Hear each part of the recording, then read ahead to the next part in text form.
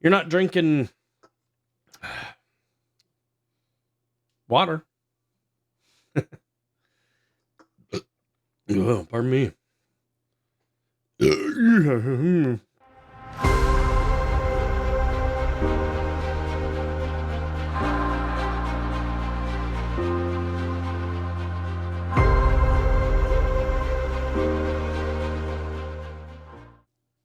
Hey everyone, it's me, Dr. T, back for another voyage into that labyrinthine wonderland that is craft beer and good music. And we've got some fun lined up tonight, I've got to admit. Glad you're along for the ride. Tonight, we're going to be rolling back to that little brewery in the Garfield neighborhood of Pittsburgh called Two Frays. You may recall an episode I did on an IPA that I'd gotten there. And I also did a pop-up clinic, so you can come along and actually see the brewery and try out a couple beers with me. But tonight we're going to be drinking Jen's. That's Jen''S, as in Jen owns this. The founders of Two Frays, Mike and Jen Onofray, started Two Frays in 2020 with the support of their two pups, Zeus and Iris. And Jen apparently really likes porters and really liked this porter. So that's what we're going to be drinking tonight. It's like American porter. We'll talk a little bit about porters and what they are and how they're often confused with stouts and why they're different. Talk a little bit about that. But let's see what Two Frays has to say about this beer. By the way, it's 5% ABV and weighs in at 30 IBUs, 30 International Bittering Units. This light-bodied, slightly roasty, easy-drinking porter is available year-round, as dictated by its namesake. So, it's Jen's Porter. Let's crack it open and see what we're working with, though. And I'll tell you a little bit about the history of the porter and where it kind of fits in the pantheon of beers. Porters come from, as many very good beer styles do, England, the UK. It's, as you can see, a dark beer. Nice tan head, not overly substantial, but pretty fine bubbles. But porters and stouts are both dark beers. Porters, as the name might imply, if you think about it for a little bit, were a working man's beer. They were produced to hydrate and fortify bearers and porters in London. It's a dark beer, yes, but it's not going to be as roasty, as robust, and typically not as high in ABV or roasty bitterness as would be a stout. A stout is generally darker, more roasty bitter than a porter. Porter, you should get a little more chocolate than you do coffee, if that makes sense. That's kind of the way to think about roastiness in beers. A dark roasted malts will come through with more of a coffee flavor, while slightly more lightly roasted malts and different varieties of roasted malt will deliver more of a chocolate flavor. Now, this being an American porter, it's going to generally be, I expect it to be, let me say that because I haven't had this yet. I expect it to be more robust than an English porter, a traditional English porter, but still fairly light-bodied, light to medium body, not terribly roasty, just a little bit of roast to it, and pretty easy drinking. But let's dig in.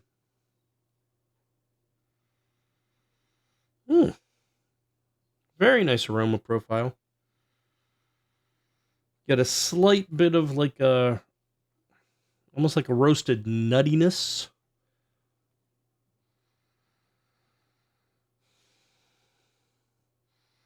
And I'm getting like a gardeny, floral, herbal, English hop character coming through.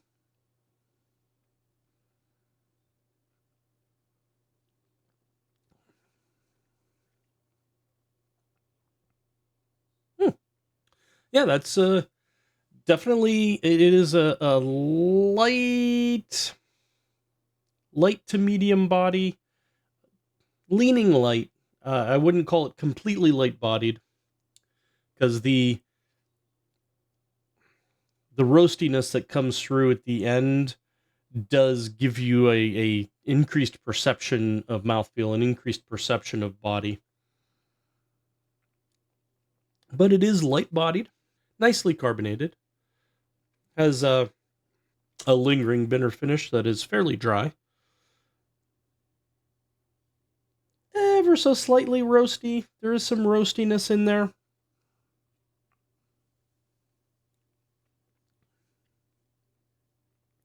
But initial flavors are smooth, a little bit of chocolate.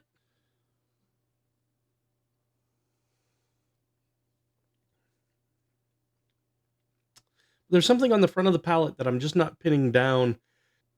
Kind of the essence of maybe a fine pipe tobacco.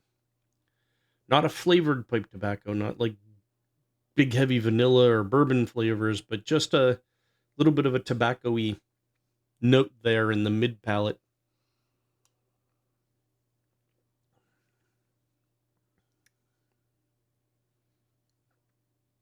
All in all, it's a great American porter. It's not overbearing. It's not terribly bitter or super dark, roasty harshness to it. But there's enough there to make sure you realize you're not drinking a light beer. That is tasty. So what are we going to pair with Jen's Porter tonight? A beer style that, while Americanized, did originate in England. And when you think about England, you think about London. And when I think about London, I think about a lot of things. But there is one particular artist that does come to mind. She's actually Scottish born, but lives in London. She is a singer-songwriter, musical director, vocal arranger, vocal coach, and a stage performer. Oh, she's also been in a couple TV shows over there, too. That goes by Beth Roars. I first came across Beth surfing YouTube several years ago. She's one of the first YouTube content providers that I started following. She does reviews of songs and gets into what the singers of those songs are doing. She has a series of episodes that look at what makes a song great that are very interesting. But everything she does a multitude of stuff. And everything she does I find rather interesting. And no, it's not because I'm attracted to her. Okay, maybe a little. But still, great stuff. But she has recently stepped up to the precipice of putting her own music out for public consumption. And I've got to admit, it's pretty darn good. We're going to look at one of those songs tonight, fairly newly released. Her album Fable is available, link below. But the song we're going to look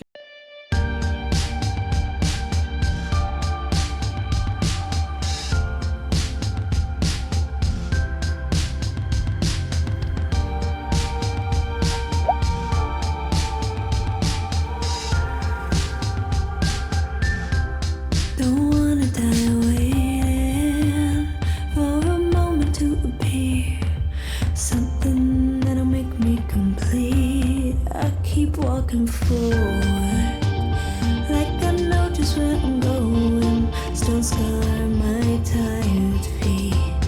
I always the reason would show me the way. For a reason it's very polite. Throw open the curtains and let myself feel. Embrace the teeth that bite. I don't live anymore. I don't live anymore. I don't live anymore. I don't live anymore. I don't live anymore. I don't live anymore. I need some connection. I've prayed for it, hoped that this is my chance to be free. Sweet dreams have been lost until they found I can't lose myself in love or fantasy. We live in this world that squanders real living. I don't wanna fall in line. All the rivers run dry. I am empty of giving. Brings joy with thought entwined. I don't live anymore. I don't live anymore.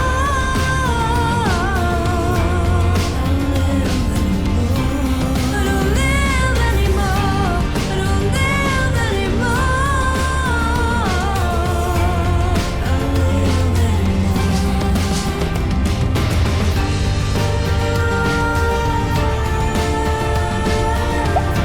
I don't live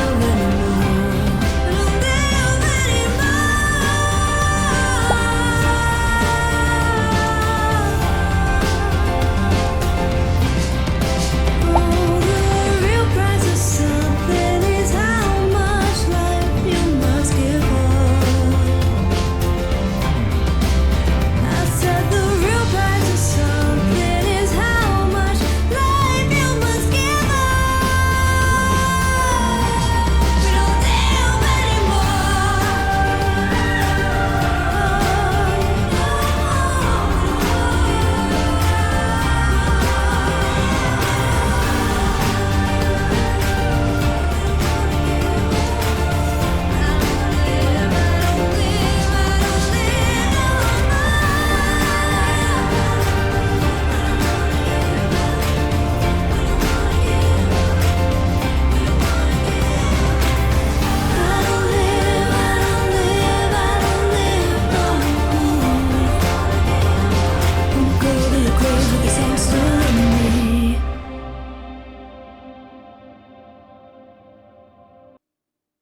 So what'd you think of that?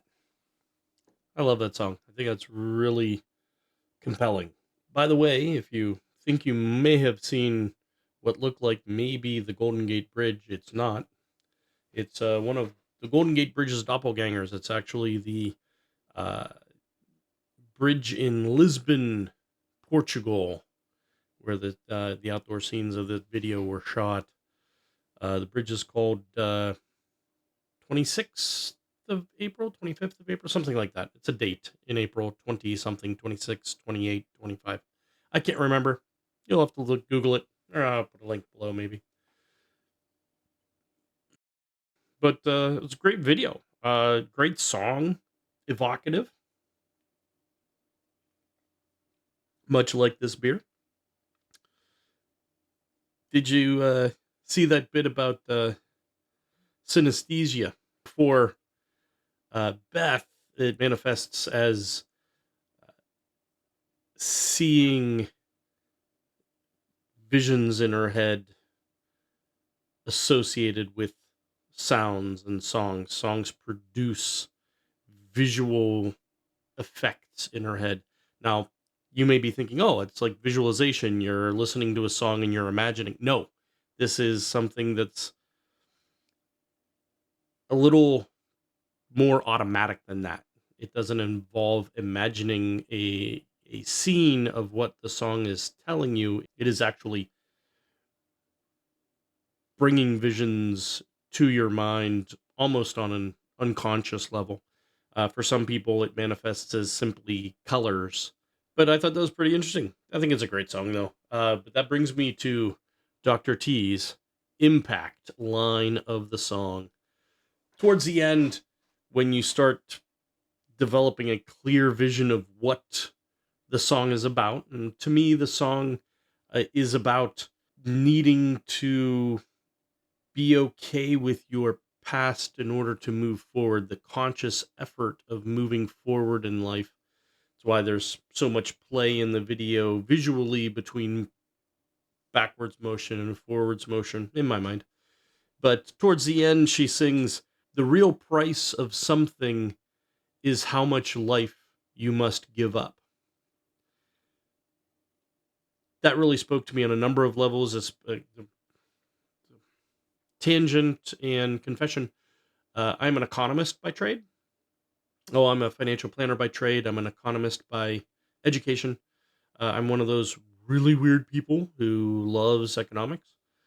So that line, if at first brings to mind opportunity costs, the real price of something, some aspect of your life that you either want or don't want, is in the other things that you could have done, could be doing in your life instead of that particular thing. The real price of something is how much life you must give up. It also relates to time in a way. Something that takes a lot of your time or takes a long time to coalesce, bring into existence, manifest. That's your time, and time is finite for everybody. So that line really spoke to me. That's the impact line of the song. There's, great imagery throughout the song, and it's a great song. Hope you liked it. You really should. But hey, maybe it's not your thing. And if it's not, that's okay. Maybe borders aren't your thing. And if so, that's okay. But every once in a while, step out of your box. Try something new. Try something you think you don't really like. Maybe you just haven't had a particular version of that thing or haven't heard a particular version uh, of that genre or a particular song from that artist that does tickle your fancy.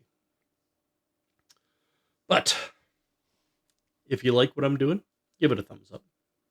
Subscribe. And when you subscribe, hit the notification bell because I'm putting out new content all the time and I wouldn't want you to miss any of it. But more importantly, leave me a comment. Let me know what you like. Let me know what you don't like. Let me know what you want to know. Let me know if there are beers or artists or songs that you wish you would see presented on this channel. And I will get to work taking care of your wishes. But in the meantime, dear internet denizens, live life.